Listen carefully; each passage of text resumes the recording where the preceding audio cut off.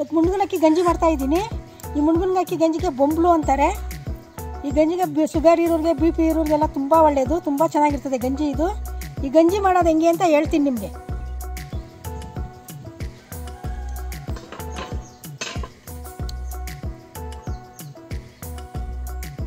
ಈ ಅನ್ನದ ಗಂಜಿ ಜೊತೆಲಿ ಈ ಮೆಣಸಿನಕಾಯಿ ಸುಟ್ಕೊಂಡು ನೆಂಚ್ಕೊಂಡು ತಿಂದರೆ ತುಂಬ ಚೆನ್ನಾಗಿರ್ತದೆ.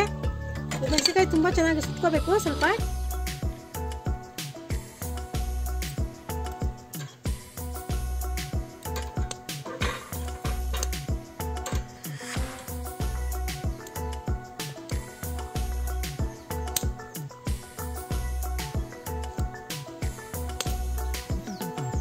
ಆಗಿದೆ, ಈ ಥರ ಸುಟ್ಕೋಬೇಕು, ತುಂಬ ಚೆನ್ನಾಗಿರ್ತದೆ ಗಂಜಿ ಜೊತೆಗೆ.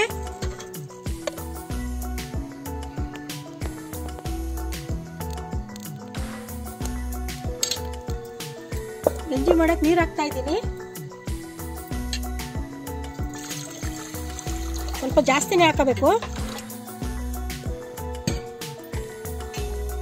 ನೀರು ಕಾಯ್ಬೇಕು ಸ್ವಲ್ಪ ಚೆನ್ನಾಗೆ.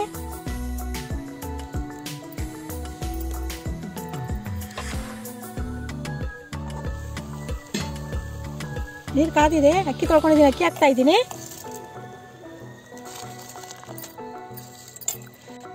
ಅಕ್ಕಿದು ಜಾಸ್ತಿ ನೆನೆಸ್ಬಾರ್ದು, ತೊಳೆದಾಕಬೇಕು.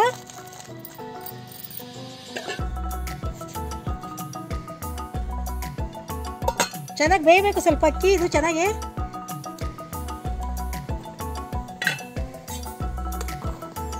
ಚೆನ್ನಾಗಿ ಬೇಯಬೇಕಿದು, ಮೆತ್ತಗಾಗೊಂಡು ಬೇಯಬೇಕು.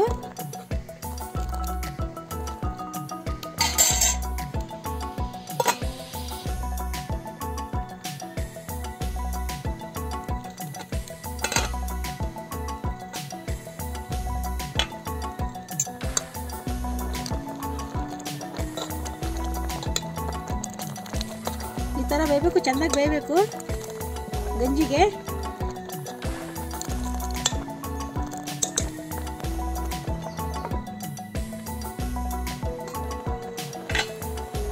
ಅನ್ನ ಬೆಂದಿದೆ, ಸ್ವಲ್ಪ ಉಪ್ಪು ಹಾಕ್ತಾ ಇದ್ದೀನಿ. ಉಪ್ಪು ಹಾಕೊಂಡ್ರೆ ಚೆಂದ, ಸಕ್ಕರೆ ಹಾಕ್ಬಾರ್ದು.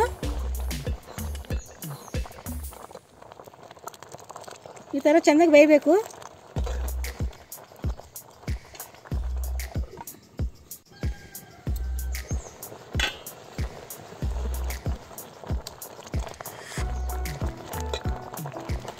ಮುಣ್ಗನಕ್ಕಿ ಬೊಂಬ್ಲು ರೆಡಿ ಆಯಿತು. ಬೊಂಬ್ಲು ಅಂತಾರೆ, ಗಂಜಿ ಅಂತಾರೆ, ತುಂಬ ಚೆನ್ನಾಗಿರ್ತಾರೆ, ಮಾಡಿ ನೋಡಿ.